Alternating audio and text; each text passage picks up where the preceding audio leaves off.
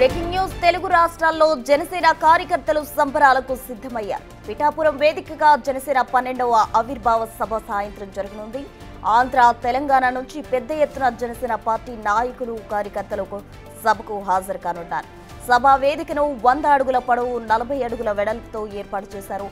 100 అడుగుల పొడవు, 22 అడుగుల వెడల్పుతో భారీ ఎల్ఈడి స్క్రీన్ కూడా పెట్టారు. సభా వేదికపై జనసేన అధినేత పవన్ కళ్యాణ్తో సహా 210 మంది కూర్చొనేలా ఏర్పాట్లు చేశారు.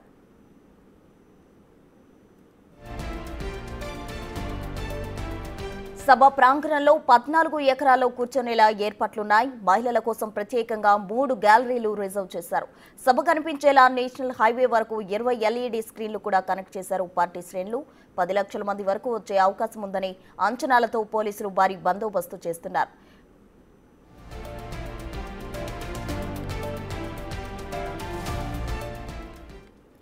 తెలుగు రాష్ట్రాలు జనసేన కార్యకర్తలు సంబరాలకు సిద్ధమయ్యారు. పిఠాపురం వేదికగా ఆవిర్భావ సభ సాయంత్రం జరగనుంది. దీనికి సంబంధించి పూర్తి వివరాలు మా ప్రతినిధి రాజు విశాఖపట్నం నుంచి అందిస్తారు. రాజు,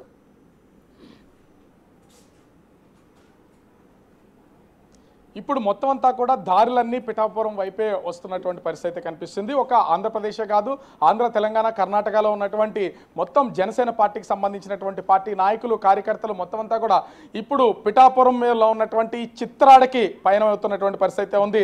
అర్ధరాత్రి నుంచే ఇక్కడికి చేరుకుంటున్నటువంటి వాళ్ళు అనేక మంది ఉన్నారు ఇప్పటికే. ఎందుకంటే పిఠాపురం అనేది ఒక సిటీ కాదు, ఒక చిన్న పల్లెటూరు అయినా ఇక్కడికి రాత్రి సమయంలో వచ్చినటువంటి వాళ్ళు ఉండడానికి, స్టే చేయడానికి ఏమీ లేకపోతే కాకినాడ అటు రాజమండ్రిలో స్టే చేసినటువంటి పరిస్థితి కనిపిస్తుంది. ఒకసారి మనం విజువల్లో కనుక చూస్తే సభా ప్రాంగణానికి సంబంధించి ఇప్పటికే దాదాపుగా 8 బ్లాకుల్లో వచ్చినటువంటి వాళ్ళు, ముఖ్యంగా 3 బ్లాకుల్లో మహిళలు కూర్చోవడానికి, అదేవిధంగా మిగతా ఉన్నటువంటి వాటిల్లోనూ గ్యాలరీస్కి సంబంధించి పార్టీ కార్యకర్తలు కూర్చోవడానికి ఏర్పాటు చేసినటువంటి పరిస్థితి కనిపిస్తుంది.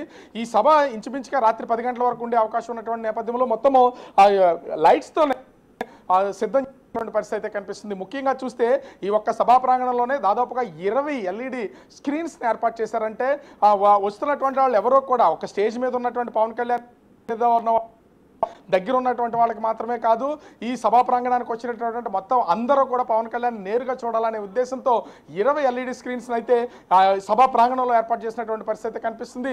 సభకి బయట పక్క రోడ్ల మీద కూడా భారీగా ఎల్ఈడి స్క్రీన్స్ అయితే ఏర్పాటు చేశారు. మొత్తం 5 ప్లేసెస్కి సంబంధించి ఒకసారి కనుక మనం స్టేజ్ పైన చూస్తే ఇంటెలిజెన్సీ డిపార్ట్మెంట్కి సంబంధించినటువంటి లైజనింగ్ ఆఫీసర్స్తో సహా వాళ్ళ టీం అంతా కూడా స్టేజ్ మొత్తాన్ని కూడా తనిఖీలు చేస్తున్నటువంటి పరిస్థితి ఉంది. ఎందుకంటే ఎక్కడ ఎలాంటి ఇబ్బంది కూడా కాకూడదు. ఎందుకంటే స్టేజ్కి సంబంధించి స్టేజ్ పైన ఎక్కేటటువంటి వాళ్ళు అందరూ కూడా ఎంత వెయిట్ అనేది ఉంటుంది, ఒకవేళ వాళ్ళు దీన్ని పూర్తి స్థాయిలో పరిశీలన చేస్తూ ఉన్నారు.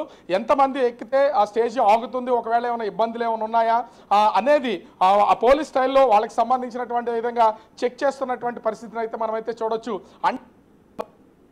సభ ప్రాంగణం పవన్ కళ్యాణ్ చేరుకున్న తర్వాత సభ పూర్తయ్యే వరకు కూడా ఎలాంటి ఇబ్బందికర వాతావరణం ఉండకుండా ఉండేలాగా అయితే ప్రస్తుతం ఏర్పాట్లు చేస్తున్నటువంటి పరిస్థితి కనిపిస్తుంది. మరి సంబంధించి మొత్తం అంతా కూడా ఒకసారి చూస్తే స్టేజ్కి ముందున్నటువంటి వాతావరణం చూసాం. ఇప్పుడు ఒకసారి స్టేజ్ లెక్కలను కూడా మనం ఒకసారి చూడొచ్చు.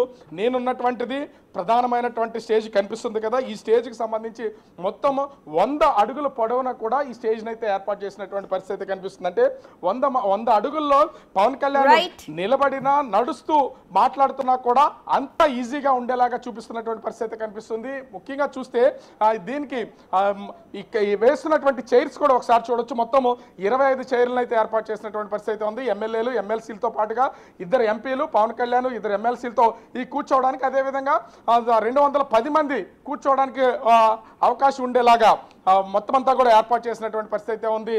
పూర్తి స్థాయిలో వస్తున్నటువంటి పార్టీ నాయకులు, కార్యకర్తలు అందరికీ కూడా ఈ సమావేశం ఎక్కడ ఇబ్బందికర వాతావరణం లేకుండా వస్తున్నటువంటి వాళ్ళకి అన్ని దారుల్లో అన్ని ఏర్పాట్లు చేశారు. దాదాపుగా 1600 మంది పోలీసులు అయితే పహారా కాస్తున్నటువంటి పరిస్థితి ఉంది. 77 సీసీ కెమెరాలతో పాటుగా దాదాపుగా 14 డ్రోన్ కెమెరాలతో మొత్తం పర్యవేక్షణ అయితే చేస్తున్నటువంటి పరిస్థితి కనిపిస్తుంది. Prasanna, right, thank you Raju.